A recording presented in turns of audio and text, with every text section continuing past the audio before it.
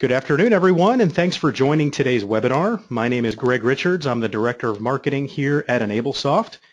We appreciate everyone joining us today. Before we get started this afternoon, just a few ground rules and housekeeping tips. Everyone, all the attendees, that's you, are in listen-only mode. We can't hear you, but if you have any questions, you can type them into the questions box on your screen. We'll answer as many of these as we can at the end of today's event. Any unanswered questions will be addressed within 48 hours of the webinar's close. And so without further delay, let's get to today's topic, taking the mass out of mass data maintenance, better, faster account updates in Jack Henry cores. You're going to hear from two speakers today. Again, myself, Greg Richards, the Director of Marketing with EnableSoft. But more importantly, you're going to hear from Tammy Nix, AVP of Operations from Fort Sill National Bank in Fort Sill, Oklahoma. We'll bring her on just a little bit later to share her story and how they do things at Fort Sill with regard to mass data maintenance. I'm going to have you out of here in about 45 minutes this afternoon, but before we do, there are a few things obviously that we'd like to cover. We've already handled the introductions. Up next, I'm going to talk to you just a bit about EnableSoft and who we are, what we do. Then we'll get into the topic of data maintenance and juxtaposing the idea of mass data maintenance with strategic or discrete data maintenance. We'll introduce automation technology, really the technology that's empowering Jack Henry banks like Fort Sill to really revolutionize the way they execute strategic and discrete data maintenance. We'll talk about a case study. That's where Tammy comes in. She'll talk to you for just a little bit.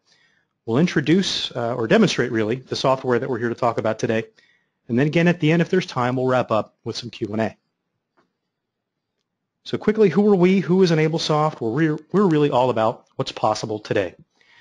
We are innovators in productivity and software solutions. We've been doing it for the better part of about 2 decades now. We are a partner to nearly 500 banks and credit unions. About 75 of those or so are Jack Henry institutions, primarily Silver Lake and 2020 banks and credit unions. We're fortunate to call about a third of the top 1,000 and about half of the top 100 performing banks as customers, and we are located in sunny and warm Orlando, Florida. So enough about us. Let's talk about data maintenance. Data maintenance, what is that? When we talk about data maintenance, what do we mean specifically? We're talking about, as opposed to data entry, which is creating information where there was none before, data maintenance is updating or changing existing information, the data that exists in your CIF or your core system. We're talking about ensuring the accuracy and the validity of records that exist today. So making sure that your customer information, phone numbers, addresses, and whatnot are accurate and reliable for reporting purposes and marketing purposes. And we're talking about combining or deduplicating records based on some criteria. So in all likelihood, everyone here today, I know that we have here at EnableSoft some duplication of customer records and accounts in your CIF or your CRM or your core, similar like records of customers. We're talking about combining those like records and then eliminating the extraneous or the duplicate information.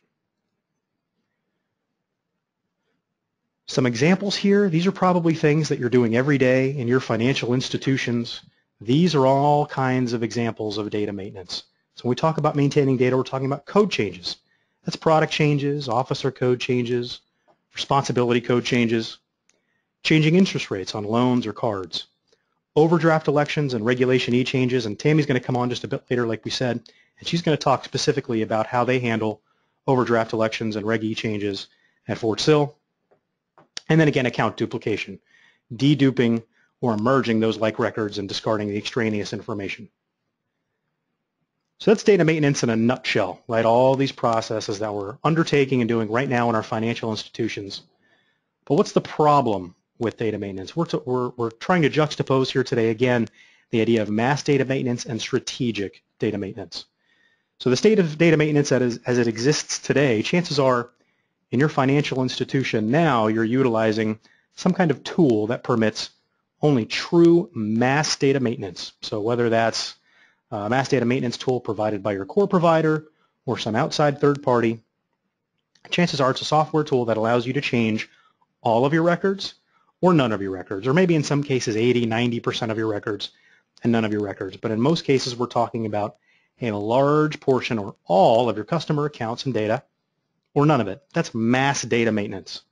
And these types of tools are ideal for global changes to codes, products, etc. We're moving all of our customers from one account type to another. We're moving all of our customers from one loan officer to another. These tools are ideal for that, and they usually work pretty well with your core system. Today, though, what we're talking about is a smaller type of data maintenance, a more strategic and discrete type of data maintenance. Single field, single record updates. And when we say single field, single record, we're not necessarily talking about individual customers or individual buyers. We're talking about some smaller subset of your customer records. So 10%, 15%, 20%, 50 records, 1,000 records, 2,000 records perhaps of individual customers that we somehow need to change, migrate to a new product type, change their interest rate, and whatnot. In most cases, this type of single field, single record update is not possible with those mass data maintenance tools that we just talked about. These discrete updates are usually performed by hand. So if you're opening 1,500 or 2,000 accounts per month, every single one of those accounts is going to require some kind of regulation-y election. In most cases, that's just not going to be possible with traditional mass data maintenance tools.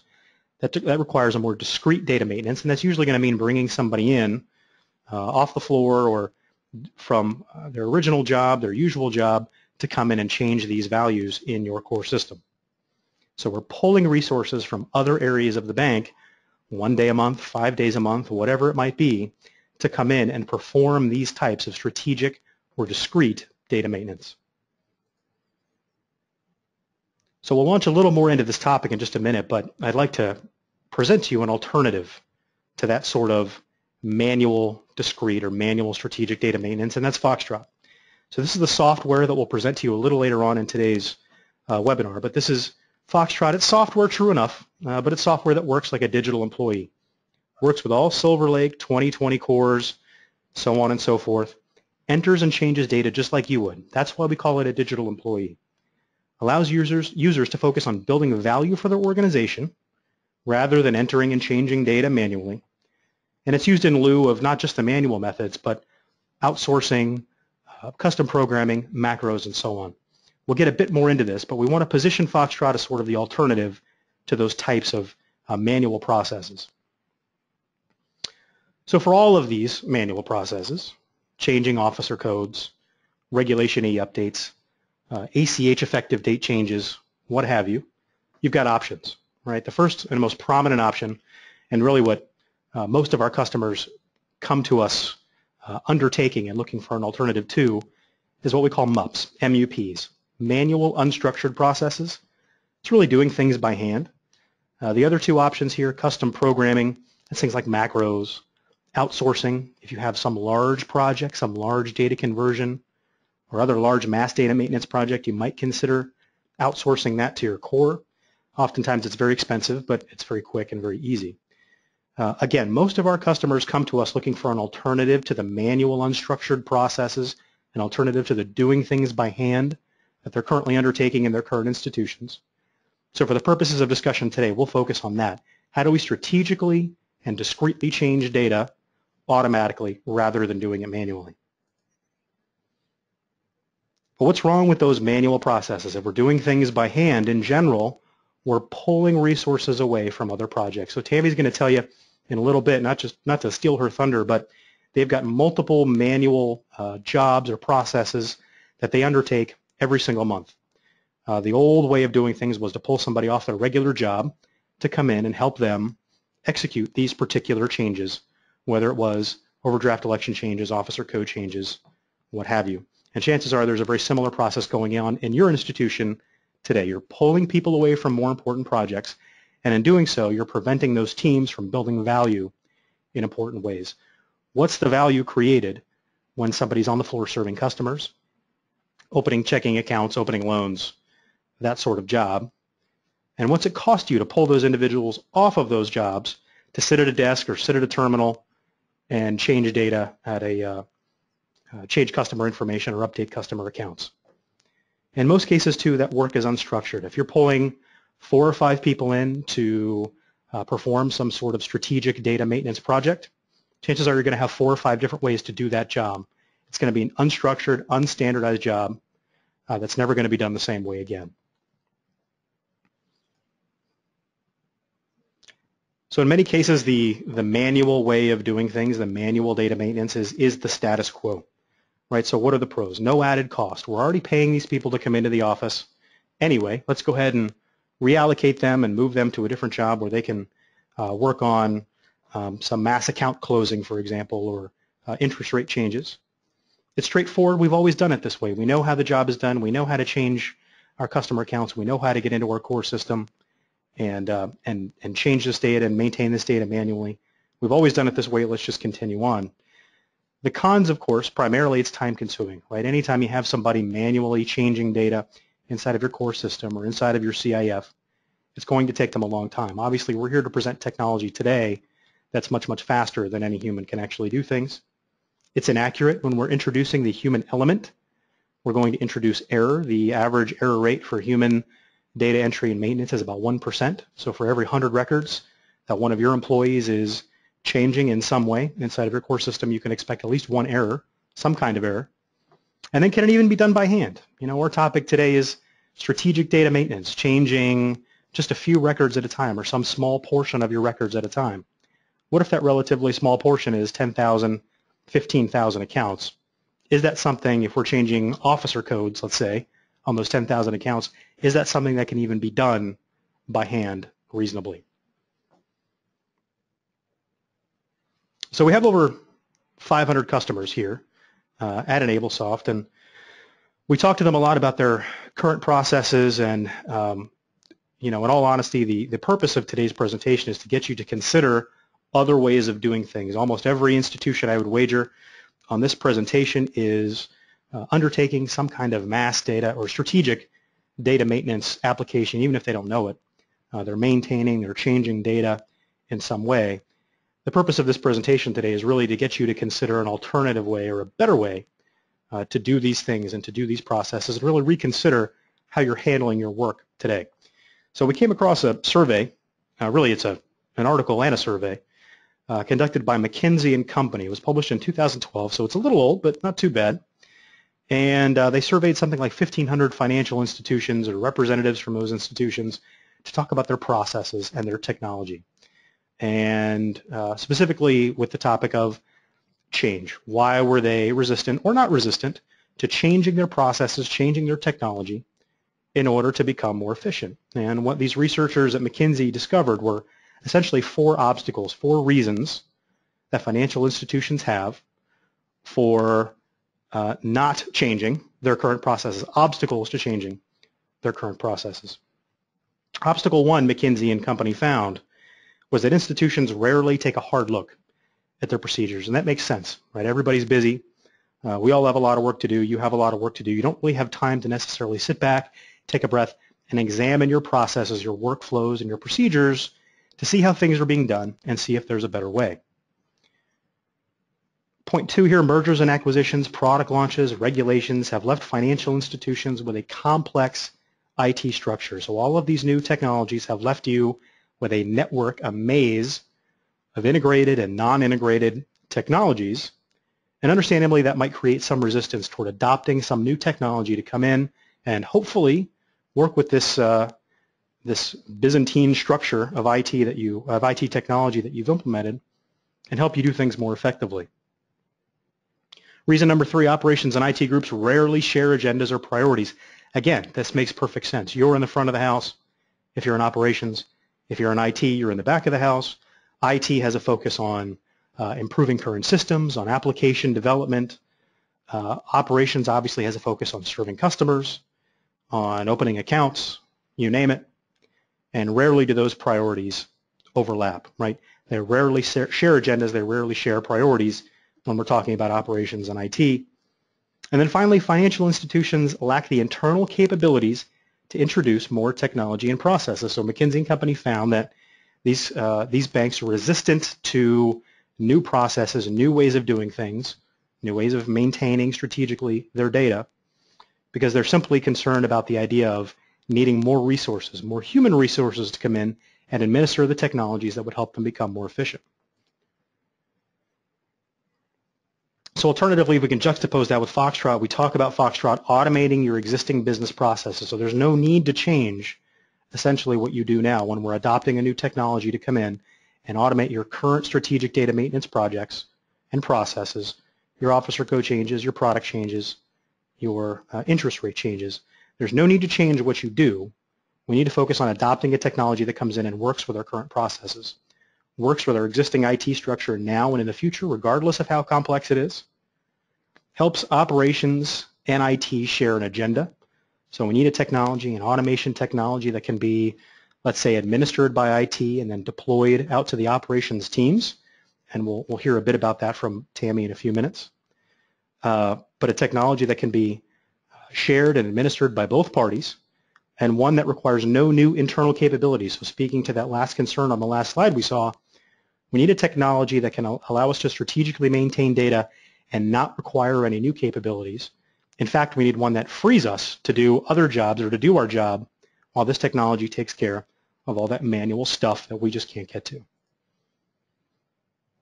So that solution we're here to provide to you today or present to you today is Foxtrot software. Again, it automates data maintenance workflows, as we'll see.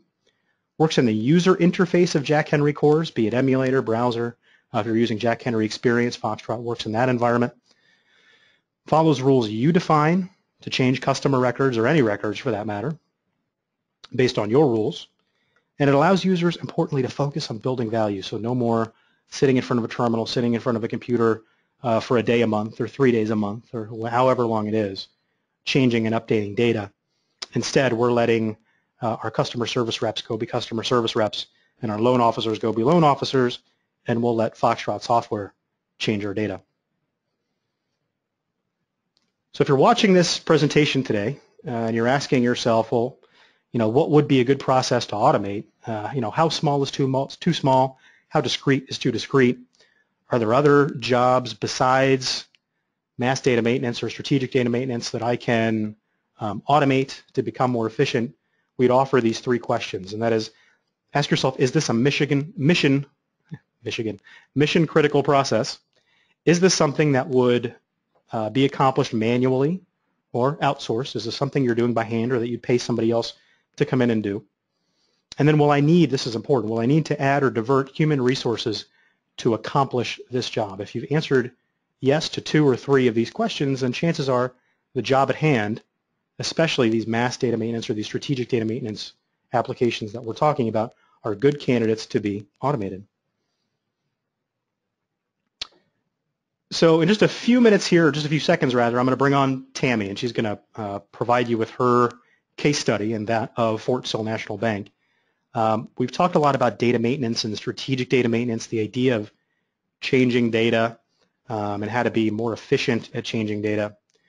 But we shouldn't necessarily think in terms of that right before we kick over to Tammy. There's many other things probably in your organization that could be automated today to help save you time. Card breach recovery, those are typically pretty lengthy and complex workflows, canceling cards, reissuing cards, notifying customers via email, adding notes to accounts, updating spending limits. This is a workflow, a complex one that can be automated today to save you much more time. Duplicate account merges, data conversions, we hit on those just a bit. Web and core integration, if your website's backend and your core are not integrated, let's say a customer opens up an account, checking account, for example, online, if that does not automatically trigger an account opening in your core system, there's an integration work to be done there. That's something that can be automated today. Loan onboarding, scraping information out of your LOS and getting it into your core system. Even something as simple as account opening and closing is something you probably do in your financial institution quite a bit on a weekly basis. That's a manual process that can in all likelihood be automated fairly quickly to save you some significant time. So without further delay, I would like to introduce Tammy Nix. Tammy is with Fort Sill National Bank, and she's going to talk to you just a little bit about her case study and how they do things at Fort Sill. She'll bring me back on after that, and I will present a quick video demonstration of Foxtrot technology. So please take it away, Tammy. Thank you, Greg. I am with Fort Sill National Bank, and we actually started out as a check cashing facility here at Fort Sill Army Base in Oklahoma. We currently have about 900 employees across 10 different states. We have won the Army, Air Force, and Marine Navy Bank of the Year multiple times. We are currently a $384 million asset bank. We do use Jack Henry SilverLake Core product. With that, we are a green screen bank. We also currently have other Jack Henry products such as Synapsys, Synergy, eSign, and Streamline, which is our new account and new loan software. Next slide, please. And as I said, as Greg said, my name is Tammy Nix. I am the AVP of Operations here at Fort Sill National Bank. I have been in banking for about 16 years, and I am currently the administrator of our Jack Henry products. With Foxtrot, we have been able to save valuable time throughout each workday. Some of the ways that we use Foxtrot is by assessing fees or service charges to our customer accounts. Before Foxtrot, we would have a fee that would take multiple people several hours in one day each month to post to our customers' accounts. With Foxtrot, we have streamlined that down to one person, 1 day a month at a fraction of the time. We also have one account type that I actually manually assess fees to the account each month, and I have a report that goes in and looks at these accounts and decides whether they should be assessed a fee or not. After I review the list of accounts that are on this report, I save them in an Excel format, and then I open up Foxtrot, I import the accounts into Foxtrot, and it automatically goes in and assesses the fee to these accounts. Another account type that we use, we post our direct deposits 1 day earlier for our customers that choose this account type. We pull in our incoming ACH files 2 times a day, every day, and each time we do that, we run a report against that file to decide which accounts are in this specific account type, and we extract out those account numbers, and then we know that we have to maintenance these accounts. We put those in Excel format, and we pull them into Foxtrot, and Foxtrot goes in and changes the effective date on these ACH files, and then the direct deposit will post to our customers' accounts 1 day earlier. For our Reg E and overdraft changes, we receive these forms throughout the day, all day long, electronically and sometimes physically. We have our overdraft department that goes in and looks at each of these forms and looks at what the customer has opted in or opted out of Reg E, or what they've opted in for overdraft. They go in and they put this information with the account number and whether they've decided they want Reg E or not, whether they want overdraft or not. They put all this information into an Excel file. They save it, open up Foxtrot. Foxtrot goes in and updates these accounts every day, 2 to 3 times a day, depending on how many we actually have throughout the day. With Foxtrot, we also have the ability to maintenance specific accounts in specific fields. With SilverLake, we do have a mass maintenance option, but it is a mass maintenance option that doesn't let us specify we only want these certain accounts and not other accounts. Next slide, please. With Foxtrot, when assessing the fees, it's a manual process and involves multiple users keying in these fees for several hours in one day. We would used to pull individuals off other duties to assess these fees. Now we automatically assess thousands of fees per day on these accounts without any effort and only having to use one person. Our Reg E options, we average about 3,000 accounts a month. It would used to take us several hours per day to go in and pull this information in and maintenance the accounts. Now we run the same amount of accounts in a matter of minutes every day. Our productivity has actually increased since we've been on Foxtrot running maintenance on our accounts. And we've also have one session open with a green screen, running the accounts, having Foxtrot in the background, maintaining all these accounts. And we can also have another AS400 session open, SilverLake session open, and continue doing our other daily work as needed. With doing this, running Foxtrot in the background, we can see it running, we can see how many accounts it has left, we can kind of keep an eye on it and know when it's going to be done, and we can still work in other programs like Word and Excel and can continue to be productive throughout the day and not focus on maintenance all day long. Now back to Greg. Okay, thank you so much, Tammy, for joining us today. Sill, I think, has been a customer now for at least a couple of years, Foxtrot user. So we appreciate you, obviously, using Foxtrot, sharing your story, and then for the team there at Sill for allowing Foxtrot and EnableSoft to serve you. So really quickly, kind of as promised, I just want to launch into a quick video demonstration of Foxtrot. Now what we're seeing here is Foxtrot on the right and Jack Henry Silver Lake on the left. Now Tammy talked to you about her use of Foxtrot in a green screen environment. In this case, we're demonstrating Foxtrot using Silver Lake in a browser environment. But what we're going to do now is essentially teach or program or script Foxtrot to open and populate accounts in Silver Lake. So Foxtrot on the right, what we've done is essentially we've dragged the target, which is at the top left of our screen. We've clicked it and dragged it over. You could drag it over to any object on the screen, but in this case, we've dragged it over to the account number screen. Now before this, or account number field, excuse me, in Silver Lake. Now before this demonstration, we preloaded into Foxtrot a spreadsheet containing all kinds of sort of dummy customer information, customer names, phone numbers, account numbers, and whatnot. So Foxtrot's actually going to pull that information. It could very easily pull it from another application or any other kind of database or system of record.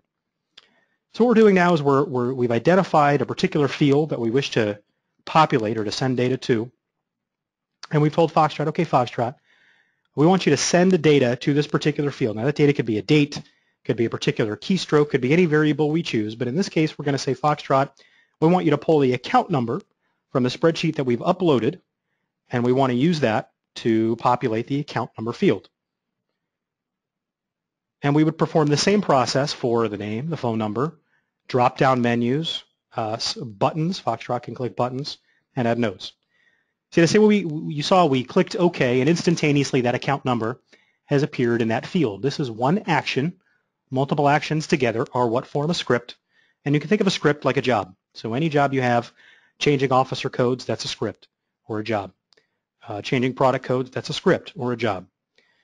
As we walk through this pre-built script that we have built ahead of time, we manually walk through it, and you see we've compiled multiple steps, multiple data to enter and change into this particular instance of Silver Lake. So now we've already entered the account number. We're entering the account type. In just a minute, we'll enter a transaction code and an amount, and so on. Now, towards the bottom of the screen, you'll notice a few controls. You'll notice a play button. You'll notice something that looks like a volume control on a television, for example. This is actually the speed control. This is what controls the speed at which Foxtrot runs. You'll also notice some options. We can see statistics, how fast Foxtrot is run, how many records it's run, and there'll be some options that allow us to control how many records we want Foxtrot to run, or if we wish for Foxtrot to run all of the records, all of the names and customer information that we have included in our spreadsheet. There's also some step back controls. So let's go ahead and crank this to about 75%.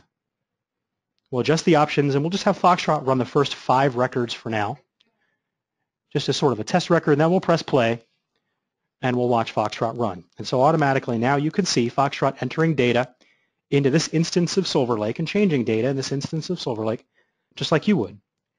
In that description 1 field, Foxtrot is even entering notes. We can have Foxtrot enter variable notes about this particular action, who opened the account, when it was opened, who closed it, and so on.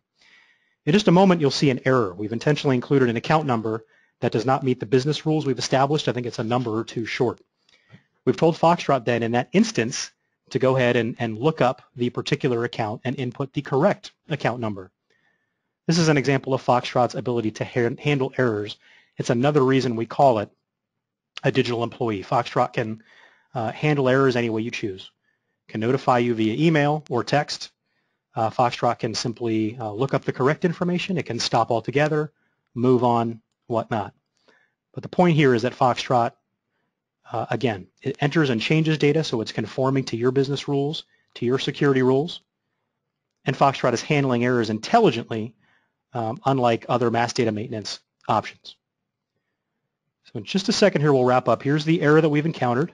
Foxtrot is automatically going to exit out, look up the correct number, and we're done. So in this case, Foxtrot ran all the records between 1 and 5. We won't run all the rest of the records, but I do want to show you just how quickly Foxtrot can run when it's cranked up to full speed. Let's go ahead and turn up the volume here, and we'll run Foxtrot at max speed. We'll click all records, so now Foxtrot runs all the records that we've uploaded into this particular spreadsheet, all the accounts that we want opened and populated. And you watch Foxtrot go. So Foxtrot is entering this information, clicking submit, and moving on.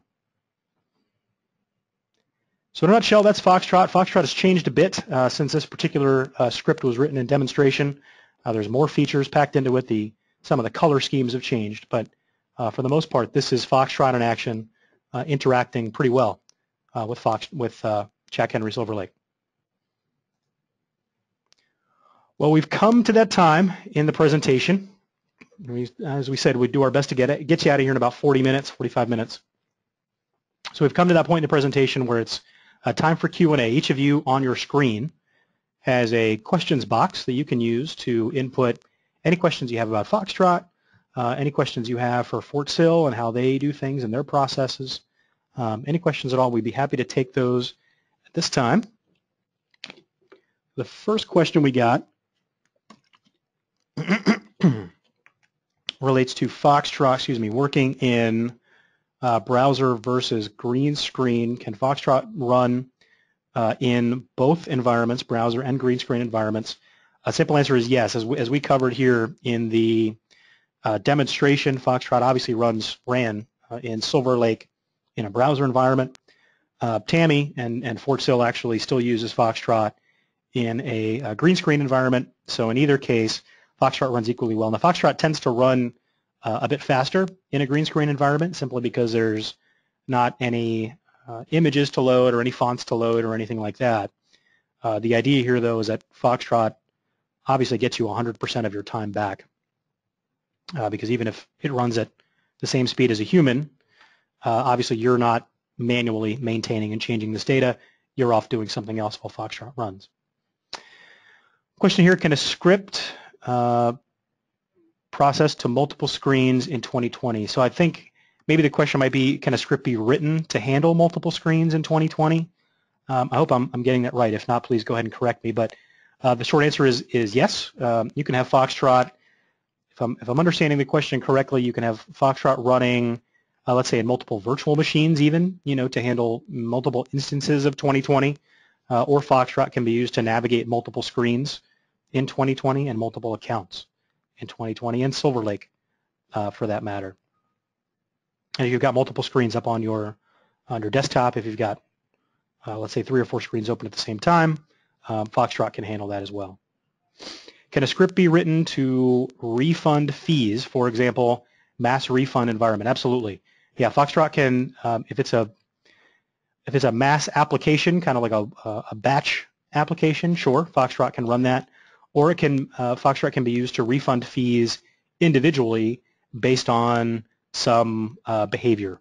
A customer opens up a particular checking account or something, Foxtrot can go in and then understand that, wake up and be notified of that, and then go in and refund fees. So yeah, just as easily as Foxtrot can be used to assess fees, Foxtrot can be used to refund fees. If it's something you're doing with a mouse and a keyboard now in your card system, then that's something that Foxtrot can handle. Can Foxtrot work with Windows minimized? Yes, Foxtrot can run with Windows minimized or of different sizes, screens of different sizes. Foxtrot is what we call object-oriented. So if you're familiar with macros, macros look for essentially a position on a screen and then identify that position and then execute some step. Foxtrot instead looks for objects, buttons, the submit button, the first name field, whatever. It doesn't matter how the orientation of your screen changes or if it's minimized, Foxtrot will always look for the correct object based on the script that you've written. So assuming that object is still in place, if you tell Foxtrot to enter somebody's first name or change somebody's first name, as long as that first name field exists somewhere on the screen, Foxtrot will execute it regardless of where on the screen it is or if the screen is minimized or collapsed somehow. Can Foxtrot launch automatically? Yes, Foxtrot can actually be used with Windows Scheduler to launch automatically. So Foxtrot has the intelligence to, I call it lie in wait for things to happen. If you have like an FTP transfer, for example, Foxtrot can remain on and active and, let's say, look for a particular folder to appear. And then once it does, Foxtrot, again, in an example, can essentially wake up, pull that FTP or pull that file down from the FTP server or wherever, and then email it to whoever needs to receive it. But if Foxtrot is completely closed and exited out of, you can use Windows Scheduler to launch Foxtrot at a particular time. So if it's like end of day procedures, closing procedures, you can use Windows Scheduler to schedule Foxtrot to launch, and then Foxtrot goes ahead and once it's launched, wakes up and starts executing whatever script you have needed to be need to be run. Can you expand on duplicate account numbers with mergers and acquisitions? Sure. So this is probably a part of a bigger conversation, but we've had instances where a particular customer has opened up a checking account at Bank A and Bank B, and then Bank A goes to acquire Bank B, and they are left with duplication, multiple instances of a single customer. Or in some cases, typically with other core systems, the core will have a customer portfolio, which was then eliminated in subsequent releases, and so you've got multiple instances of the same customer in your core system. That's not really M&A, but you've got multiple instances of the same customer in your core system, and you can't really understand that total customer relationship because you've got one account for checking, one account or one record for checking, one record for savings, and so on. So Foxtrot can be used to, number one, standardize your data, standardize your phone numbers, your email addresses, etc., and then merge these like records based on a particular unique account identifier, whatever you choose, email address, phone number, social, what have you. Those are typically larger projects that we handle both with Foxtrot but also through some of our professional services. But that's essentially, in a nutshell, how that process works, is standardizing your data, identifying unique identifiers, and then using Foxtrot to find all related accounts with that identifier and merge and deduplicate that data. Okay, just another second here. If there's any more questions, we'll go ahead and wrap up. We're almost at the 40-minute mark. So let's go ahead. First of all, thank you everybody for joining us today. We know obviously that your time is valuable, so we hope that we have made it worthwhile for you, and that we've shared at least some valuable information about how to do things a little bit better, data maintenance a little bit better, and hopefully Tammy's given you some great examples of how to optimize some of your workflows and processes inside of your financial institutions. If you'd like to hear more, here's how you get in touch with us. You can call us 800-215-9397. That's our 800 number. You can send us an email, sales@enablesoft.com, or certainly visit us on the web at enablesoft.com. We've got great videos, what Foxtrot looks like in action with different core systems, how to use Foxtrot, and more information on how to write scripts, things of that nature. So before we leave, we do want to provide you just with a quick quote. So this is from Henry Ford, who was not a banker, but he did know something about efficiency. Henry Ford said, if you need a solution and don't buy it, then you will ultimately find that you have paid for it and don't own it. Certainly, with these types of data maintenance projects, these strategic data maintenance projects, where right now today we're manually changing data inside of our financial institutions, we're currently paying for not having a technology, an automation technology like Foxtrot. So we encourage you, if you like what you heard today, to give us a call. And again, thank you everybody for joining us. Thank you, Tammy, for joining us today. And please, everybody, enjoy the rest of your afternoon. Bye-bye.